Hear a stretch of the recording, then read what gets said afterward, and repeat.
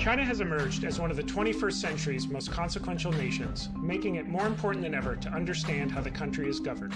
Welcome to Pekingology, the podcast that unpacks China's evolving political system. I'm Jude Blanchette, the Freeman Chair in China Studies at Csis, and this week I'm joined by Wang Yuhua, the Frederick S. Danziger Associate Professor of Government at Harvard University.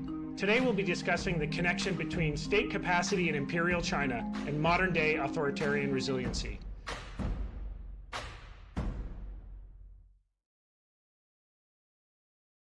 Yuhua, thanks for joining the podcast. Thanks, Jude. It's my pleasure to be here. So I wanted to start by asking a question about your intellectual biography, looking at the work you did when you were doing your PhD and the work you're continuing to do. You clearly have a very strong interest in this question of state building, state capacity, state resiliency. So how did you come to be focused on this topic as the core of your academic work? And as a follow-up, what are the questions or the outstanding intellectual research questions that are driving your work moving forward? Well, I think, when I came to the US for graduate school, this is, a long time ago, a lot of people ask me, why is the Chinese state so strong? Because, we have this very popular view that the Chinese government can basically do anything. They can dictate how many children, people have, and then they can make people take the vaccine. So we are all very impressed by what social scientists call state capacity of the Chinese government. And then at the time, I was thinking about, first of all, why the Chinese state was so strong, how the Chinese state became a very strong state. And then the second question, kind of a normative concern that I had was, because it is a very strong state, it can do anything. So therefore, as a social scientist, I was thinking about what are some of the mechanisms that can constrain a very strong state, which is, what are some of the social or economic mechanisms that can make the state do something that is in the benefits of the society, of all the citizens in the country. And then when I started my dissertation, the second question, the normative question, was the motivation to write something about, what constrained a very strong state. And also, this is a state that is not democratic. This is a non-democratic state. Therefore, the leaders are not voted, not elected by the people in the country. Therefore, I was thinking about, what are some of the non-electoral mechanisms that can really tie the hands of the leaders in this country. And then that was the original motivation of my dissertation. Therefore, so my dissertation was about how economic actors, how foreign actors, for example, how foreign investors, when they went to China, and then how they use the legal system to constrain the power of the Chinese government. So that's the original motivation of my first project. And then after I was done with my first project, I still was puzzled by this question, why was the Chinese state so strong in the first place? And then that became the motivation of my current project, which is the second book. That is, I try to look at Chinese history, to look at how the Chinese state came about, so the kind of the birth of the Chinese state, how a strong state was born, and then how that strong state endured for such a long time. So those are the questions that, motivated these two projects. When you think about future research, what are the questions in your, when you're in the shower and you're sitting there thinking, well, how the hell is that the case? Are there any really outstanding ones that continue to puzzle you about continuing practices or future evolutions of the Chinese state? Yeah, well, in the shower, I try not to think about research questions, but once in a while, the key question I'm thinking about is, just looking at China for the last, 2 millennium. And, one question always puzzled me is, we have this regime or this, this country that has such a long civilization, let's say more than 2,000 years. And then for this 2,000 years, they have a very stable form of government. They're certainly different, for example, in dynastic China, in contemporary China, we are certainly seeing very different forms of government. But I think the basic structure of the state, is very similar, in the last 2,000 years. That is, you have a non-democratically elected leader, you have a meritocratic bureaucracy, then you have a society that, sometimes compete with the state, but sometimes, most of the times collaborate with the state. So therefore, the puzzle that always interests me is, how come this basic form of government or this basic form of state has been so durable, right? So durable for, 2,000 years. But then the second dimension of the question is, looking at the ups and downs of the Chinese state, thinking about, the foundation, in the Qin dynasty 2000 years ago, but also the collapse of imperial China in early 20th century, and then the founding of the Chinese Communist Party, and then the founding of the PRC in the mid 20th century. It always intrigued me to think about, what explains this exceptional durability of the state, but also the ups and downs of the state. That is, you see the foundation of new dynasty, the foundation of new regimes, but also the collapse of the state. But then, this basic form of the government stayed the same. That is, no matter what happens, you have those dynasties, new regimes, but continually China keep going back to the same form of government, over and over again. So I think that's the fundamental puzzle that has been interesting me. I'm getting ahead of myself, but while I'm still thinking of it, I wanted to ask you if you and I guess we'd have to assume we cryogenically froze our brains, but let's pretend, 200 years from now, we're on Zoom and we're having a conversation, we're returning to this. Do you think we will look at the contemporary CCP under the Xi administration as a disjuncture in this long story of relatively stable structure and style of Chinese governance? Will this be something new, or will this just be part of this longer lineage and story? And I ask that because, of course, we have a very present bias, but one of the consensus that seems to be emerging is just how different Chinese rule is nowadays. Different because technology is enabling new capacities that previous rulers, of course, have never dreamed of in terms of enforcing control. But also, you were mentioning sort of meritocratic, bureaucracies. We seem to be seeing a new evolution in terms of bureaucratic governance, with the party replacing traditional, state council government bureaucracies. So I'm wondering, are we overreacting and seeing a disjuncture in the Xi administration, or is there something new here? Well, first of all, I hope in 2000 years we're not on Zoom anymore. I'm really tired of Zoom after 18 months of Zoom meetings. But that's a great question, Jude. I think one way to think about this, I do think there are a lot of disjunctures, when we think about, the Chinese Communist Revolution and also the new regime, since 1949, the biggest difference, I think, is there's now a party, there's now a modern party, the Chinese Communist Party, which is an organization that we have never seen before in Chinese history. And then this party, as an organization, as a modern party organization, is organizing the elites in a way that Chinese elites were never organized before. So, we'll go into details later, about how the Chinese elites were organized in imperial China. But I think, we are seeing something that is unprecedented in Chinese history. That is, we have this modern party organization that can incentivize, can recruit, and also can organize the life of party members. I think that's very different from Chinese history. But still, I think that, some of the basic foundations of the regime, to me, are very similar to how China was governed a long time ago. And then, it's probably an exaggeration to see that, the PRC is another dynasty. But for me, it's very helpful to look at PRC as a new dynasty, from this long-term view. That is, we had dynasties, since the Qin dynasty a long time ago, and then we have the ups and downs of dynasties, and then therefore, it's very helpful to think about the PRC as the current dynasty we are living in. It's not very accurate, I acknowledge, it's very different from imperial China, but I think from a long-term historical view, I think it's very helpful as a social scientist to analyze contemporary China as one of the new dynasties, and so therefore we can use some of the knowledge, the wisdom we gained from Chinese history to understand what's going on in contemporary China. That's a good segue to now explore the guts of the paper you sent, which actually we were just talking before we started recording is really a shortened version of a book manuscript, which you've just turned in to Princeton University Press. So eagerly look forward to its final publication. I wanted to ask a few level setting questions here before we really dive into the discussion. And there was a really interesting line you had in the section on how this work contributes to the literature. If the audience would just indulge me for a moment, I'm going to read 2 sentences from this. You write, "Most countries have not created a rule based on consent, but are still run by an autocrat.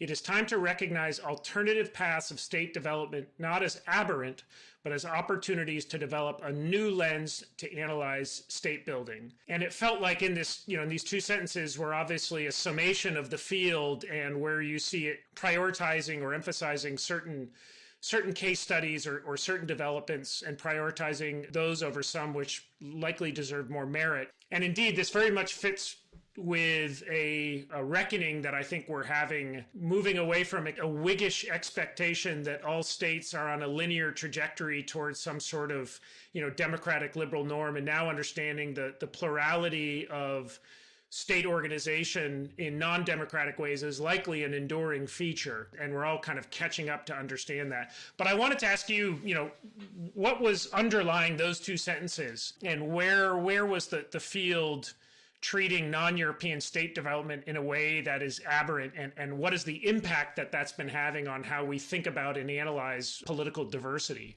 Yeah, I think the motivation was really my frustration with the old literature, I think, in political science. And, it's getting better now, but I think the earlier literature in political science on state building, on state development, but also on democratization, on political changes in general, basically is based on what I call a convergence assumption. That is, they assume that every country in the world will become like Denmark, right? There's a very famous phrase, go to Denmark. And then it's, was very popular, in the 1960s, 1970s in the so-called modernization theory. But I think the thinking behind the convergence hypothesis is still in a lot of minds among the social scientists, that we assume that, Europe is the future, or, is the model, is the standard, is the benchmark. And then, every country in Africa, for example, in Asia, in Latin America will someday, in the future, it takes a long time maybe, but someday they will become like Europe. And then in terms of, state building, that they assume, for example, representative institutions will emerge in those places, and they have strong taxation, monopoly over violence, but also in terms of form of government, for example, democracy, elections, so on and so forth. I was very frustrated when I read the literature. I felt that, first of all, if there was a standard, I think, it should be China, not Europe, for example, because, China started, the form of government, or the type of state really emerged in China 2,000 years ago, much, much earlier than the European standard emerged. So therefore, if there's a standard, I think it should be the Chinese standard, not the European standard. But also, I think the more important point is, we have living under the same form of government in China for thousands of years. And then, even though we assume that we might change in the future, but then taking the large share of history into account, we should treat this form of government very seriously, not as some outliers, right? This is not an outlier from the standard, from the benchmark, but this is probably a very stable form of government. And then the literature hasn't really treated in that way. And then one of the goals in this book is, I'm trying to say that, we should take it very, very serious, because this form of government has been enduring for 2,000 years, until today. And then we should really study it and then think about what are some of the mechanisms that have sustained this type of government for such a long time. Just a second level set question is, just briefly, could you use the word, and obviously this is in the literature as well, state capacity. Just briefly discuss, what is state capacity? Yeah, intuitively, it means that degree to which the state can mobilize the society, right? That's the short version of it. But then, more concretely, we as social scientists often look at, for example, taxation as one indicator through which the state can mobilize society, because, revenues are so important for the state to fight wars, to win wars. Therefore, one way we look at state society relations, but also state capacity, is the degree to which the state can mobilize financial resources from the society. That is, how much tax the state can collect from the society, from the elites in particular, because nobody wants to pay taxes, right? And then to mobilize people to pay taxes, there has to be some agreement between the ruler and then the elites. And then there has to be something the elites can gain from paying taxes. And then the idea that the state can really extract money from the elites, require information about how much income people are making, but also about, where people are living, how many people there are, and also the timing of things. So therefore, as a very concrete indicator, we often look at taxation as an indicator of state capacity. Although your paper focuses, or the book focuses primarily on imperial China, there's a lot of comparative work that you're doing to benchmark the development of the Chinese state. And indeed, you start out the paper that you sent me talking about something called the King's Dilemma, which is a Samuel Huntington phrase. And actually, that reminded me, I was going to say one of the more recent popular works of political science on state building, which decentered the West, was, of course, Francis Fukuyama's great 2-volume on state building, which starts with the Indian state and the Chinese state. So I think recognizing how, if we're trying to think of the states that we should be studying, it's not in Europe, but it's actually farther to the east, where we're going to learn about some of the significant and sophisticated developments of state capacity.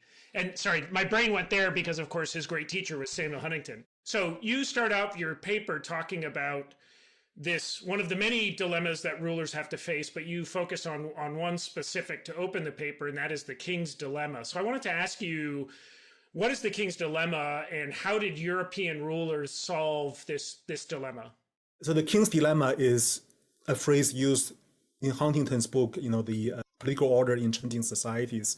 And, what he meant at the time in the book was that, he called it the King's Dilemma, survival versus success. And then the idea was that, for a lot of rulers in the world, you cannot get both. You either get survival or get success. And when you become really, really successful, you are also facing a lot of risks. So I used the King's Dilemma to describe a scenario where, European kings and queens were facing this trade-off between success and survival. That is, for a long time, in the medieval era, for example, the kings and queens were trying to extract resources from the elites to fight wars. There are a lot of kingdoms in Europe, so they have to fight wars. And to fight wars, they have to, pay the soldiers, and then therefore they have to extract resources from the elites. And then when they extract more resources from the elites, that made them more successful because they can get more money, they can win wars. But then that creates a problem, that is, you are taking too much from the elites. And then that will create more risks for the kings and the queens. And then therefore, in the medieval era, a lot of kings were deposed by the elites. For example, thinking about the Glorious Revolution, Charles was killed by the elites because he taxed too much, right? So I think, the scenario was very common in other countries as well. In China, we can think of, various emperors, being assassinated because he took too much, right? I tried to start the article with that dilemma that a lot of rulers were facing. That is, they can either be very successful in terms of extracting resources, or they can be very stable. That is, they can stay in their power for a long time, but they cannot take too much money from the elites. You contrast that with what you called the emperor's, or you mentioned in, I think, comparative sense, the emperor's dilemma, which is, of course, looking at imperial China. So if I can ask you the same question, state development, imperial China, what was the emperor's dilemma?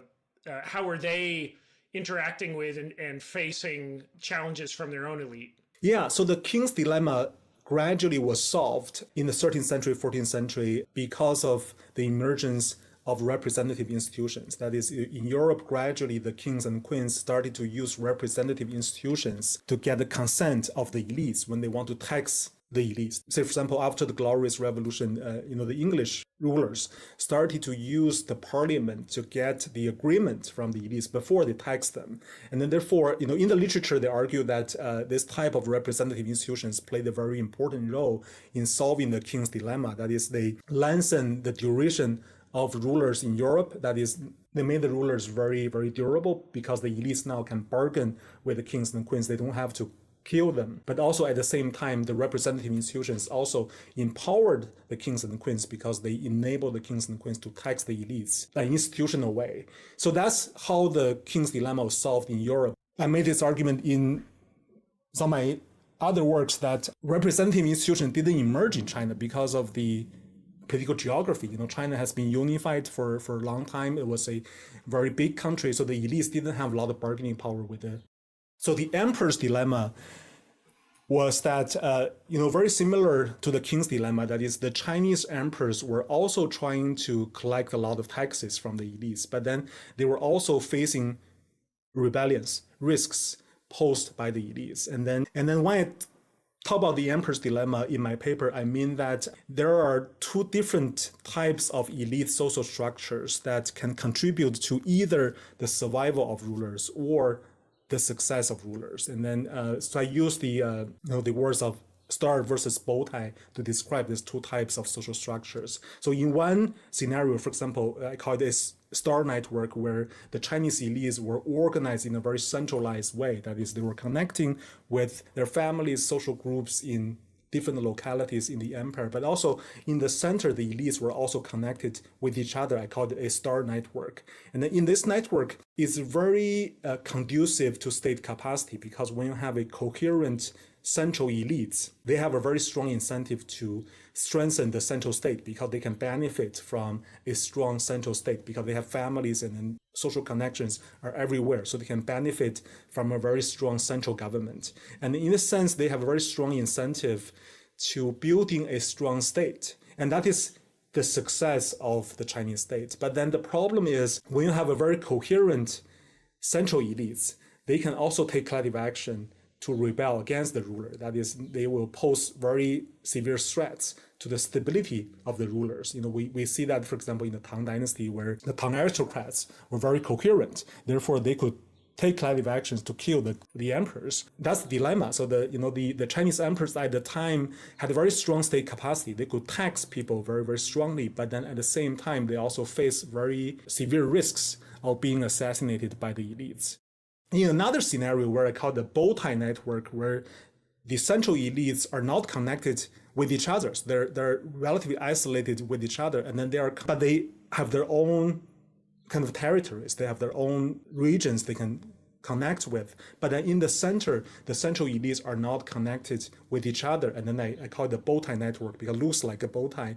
And then in that sense, it's very bad for state capacity, because in the center, the elites only care about local interests, because all their families, for example, are from this one county, in this one province. So they only care about, diverting central resources to this one locality to make their families stronger, to keep the resources in the hands of their families, not to strengthen the central state. So this is very bad for state capacity. So it's bad for the success of the ruler. But then I argue that this type of social structure of the elites is very good for the survival of the ruler, because they are disconnected. So say, for example, in the center, there are elites, but then they're not connected with each other. So it's very hard for them to rebel against the ruler, because it's very costly for them to coordinate on rebellions. And then so in this scenario, under a bow tie network, I argue that it's good for the survival of the ruler, but really bad for state capacity. Can I ask what exerts pressure on the shape of that elite network? In other words, how does a star-shaped network take form in the first place, or vice versa? How does a bow tie network take form in the first place? Is this a pull factor where you've got the leader orchestrating the structure of the elite network such that he or she prefers success over, I guess if this is possible, over survival? Or are there kind of exogenous, environmental factors? And then related to that, you wrote in the paper that for a good stretch of time in medieval China, you had this relatively stable star-shaped network, which, as you just mentioned, boosted state capacity. But this gave way around the 9th century and morphed to become a bow-type shaped network. So what created that disjuncture in the shape of the network?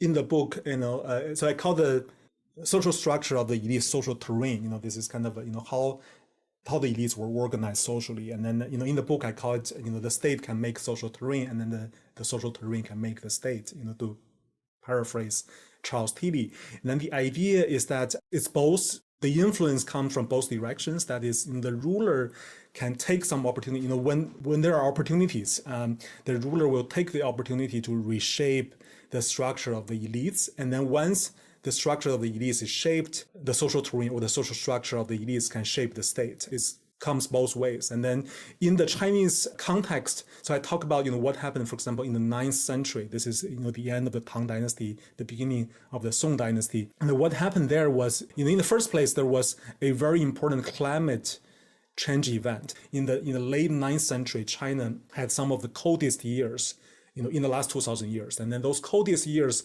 produced famine conditions in China, and which produced rebellions. And then one of the biggest rebellions at the time was the Huangchao rebellion. Huangchao was a salt merchant. So he led thousands of rebels, and then they conquered the capitals of the Tang Dynasty at the time, which was Luoyang and also Chang'an. And then at the time, all the Tang elites, the Tang aristocrats, were living in the capitals, in Chang'an and Luoyang, also in the corridor between these two cities. And then when the Huangchao rebels went in, they killed all the families. So they killed all the aristocratic families in the Tang Dynasty, which destroyed what I call the Star Network. So this is the end of the Star Network. But then, how they transitioned to the Bowtie Network, is a longer story. That is, so for quite some time, there was, this power vacuum in China. There were 200 families, were killed during the Huangchao rebellion. So between the Tang and Song, there was this power vacuum. But gradually, in the beginning of the Song dynasty, the Song emperor started to use a new mechanism to choose elites. That is, without the aristocratic families, they had to come up with a new way to choose the bureaucrats. And then what they came up with was to continue a tradition, but a very small tradition started in the Sui dynasty, the Tang dynasty, the civil service examination system. So they, the rulers in Sui and Tang started to use it, but not very systematically. Only a very small percentage of the bureaucrats were recruited through the examinations. So starting in the Song dynasty, the emperor really started to systematically rely on the civil service examinations to choose bureaucrats.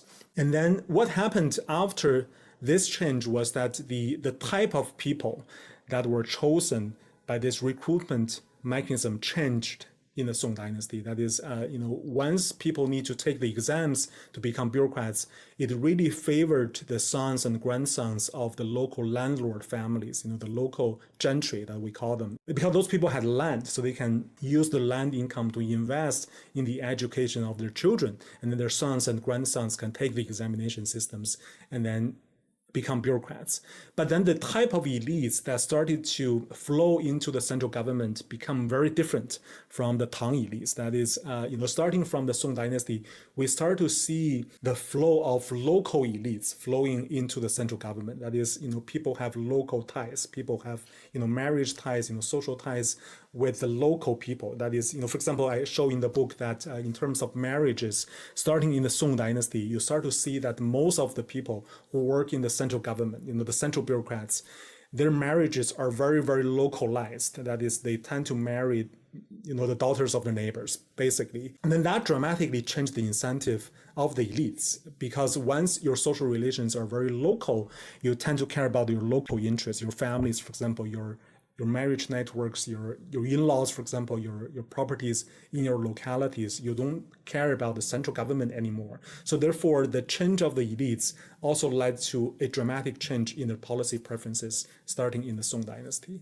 The fruits of this change in the terrain of elite networks is shown very strikingly on a graph that you have that charts the probability of ruler disposal by elites over the course of 2,000 years. And of course, this is an audio podcast, but folks can go out and buy the book when it's out to see it. But it shows this dramatic and enduring decline in that probability starting around the Song dynasty and continuing until the very end of the Qing dynasty. And I suppose that actually sets up a really good transition to just a final few questions on bringing this up to the present.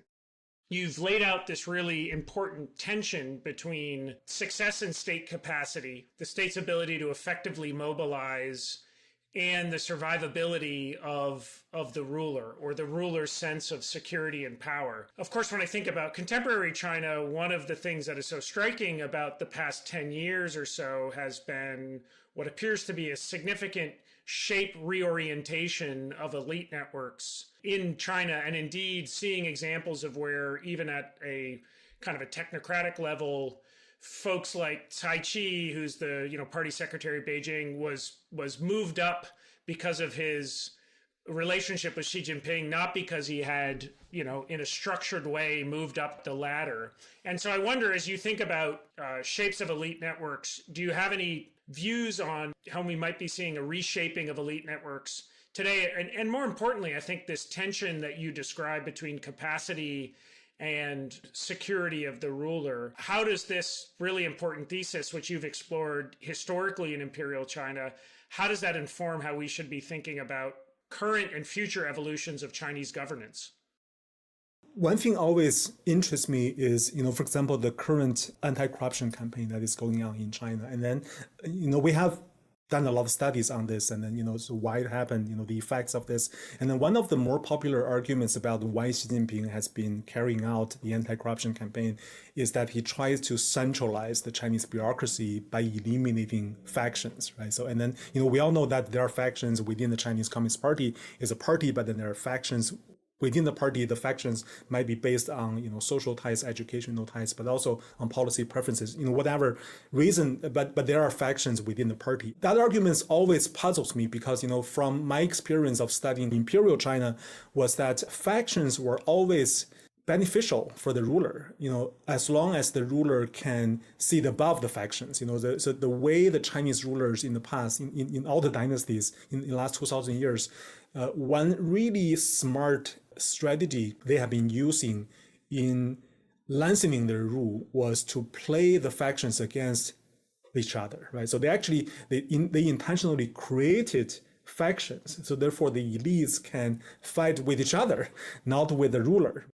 Playing the factions against each other or taking the advantage of the cleavages among the elites has been really one of the most important mechanisms to keep the Chinese polity stable. It's not, court politics was not very stable. It was, a lot of things going on in the court. But then, in the long term, when we look at ruler duration, it was very, very long. And also it's actually longer than European kings and queens. The Chinese emperors could stay in power, 20 something years, for a long time. That always taught me something about, how rulers should rule when they don't have institutions, right? We still don't have very strong institutions in contemporary China. So therefore, when people say, Xi Jinping is trying to eliminate factions, I'm always very puzzled because it seems to me that it's not very rational for a ruler to eliminate factions, because once you eliminate factions, elites will turn to the ruler for troubles, right? They will not turn to each other when they have troubles. And then I think that's a very, very bad scenario for the ruler in China. So I think if there's one thing that I learned from Chinese emperors, that is, you actually want factions. You want the elites to fight with each other, not with you, but with themselves. And any final thoughts on state capacity under the party state right now? This is an issue of great speculation, and I think we don't quite know what the fruits of Xi Jinping's focus on governance are. I'm not sure we quite have enough data points to precisely understand how many of the evolutions of governance that have occurred since 2012, how those are going to materially impact the state's ability to mobilize. It strikes me that looking at COVID-19 is a really great case study, because it seems in the early phase, we saw some of the deficiencies of the party state that were then overcome by the great, extraordinary mobilizational capacity that the party state has, especially when the top leader is focused. It strikes me that under Xi, we have, I don't know if you're a Lord of the Rings fan, but we have this sort of Eye of Sauron problem, that when Sauron is looking at something, the state moves, right? It really moves. When the leader shifts their focus to something else, that thing that they were just looking at, all the cadres begin ignoring it. They begin putting their attention elsewhere. And so that just leads to this really intense mobilization on a given issue or topic, followed by extreme laxity as Xi Jinping turns his focus elsewhere. But I wanted to get your kind of concluding thoughts on state capacity under the Xi administration, current or looking forward. Are there any concerns or tensions that you see emerging in the system because of some of the reforms that he has made to the structure and substance of governance? I'm really glad you brought up COVID-19. I think it's a great contemporary example, because what we are seeing in China now, we see a great success, right? A great success of the state's control of COVID-19 in terms of state monitoring, containing the virus. And also, what really strikes me or impressed me is the degree to which the state is mobilizing society to help the state implement some of the COVID-19 related policies, for example, monitoring the neighborhood, mobilizing people to get the vaccines, things like that. And then, I see a lot of parallel in Chinese history. Certainly there's a revolutionary legacy that, the campaign style policy implementation that the Chinese Communist Party started during the revolutionary era. Certainly we see some of that, but also I see a lot of parallel from imperial China as well. That is, in late imperial periods, one of the main reasons for the Chinese dynasties to last for a long time, for example, the Song dynasty, the Ming dynasty, the Qing dynasty, they each lasted for almost 300 years, longer than the United States has existed. And then, one of the key mechanisms for those dynasties to last for a long time is this collaboration between the state and society. So at that time was the local families, because there were a lot of, local lineage groups. They were helping the state implement the policy. For example, they were taking care of local public goods, the dikes, the bridges, the roads. They were funded, taken care of by the local families. They were, sanctioned by the state. The state supported those projects, but then they were paid by the local families. So we see a lot of collaboration between society and the state in late imperial China. And then, we are still seeing some of that today. The families are gone, right? So we no longer have those big lineage groups in China because of the violence during the war era.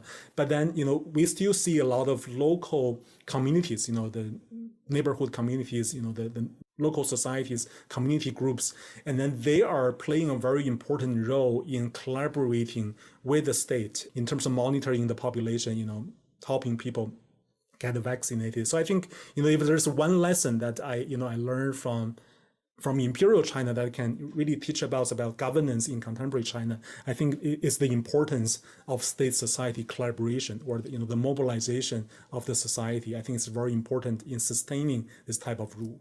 I've taken way more than 30 minutes of your time for the podcast, so I really want to thank you for your time. And I'm really looking forward to the final book coming out. I hope this is one of those books that Princeton will price at $29.99 and not $250 or what some of these are. But I think this is extraordinarily important work, and the contribution of thinking beyond just an amorphous structure of the elite to understanding how the precise pattern and orientation of those elite networks can have implications for the substance and style of rule is really important. So thank you very much, and I look forward to seeing you in person, hopefully sometime soon. Thanks, Jude. Yeah, it's really fun to talk about these ideas with you, and also I really look forward to seeing you in person in the near future.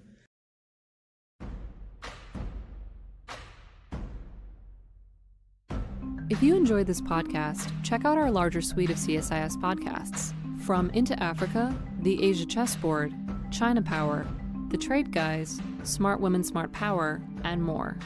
You can listen to them all on major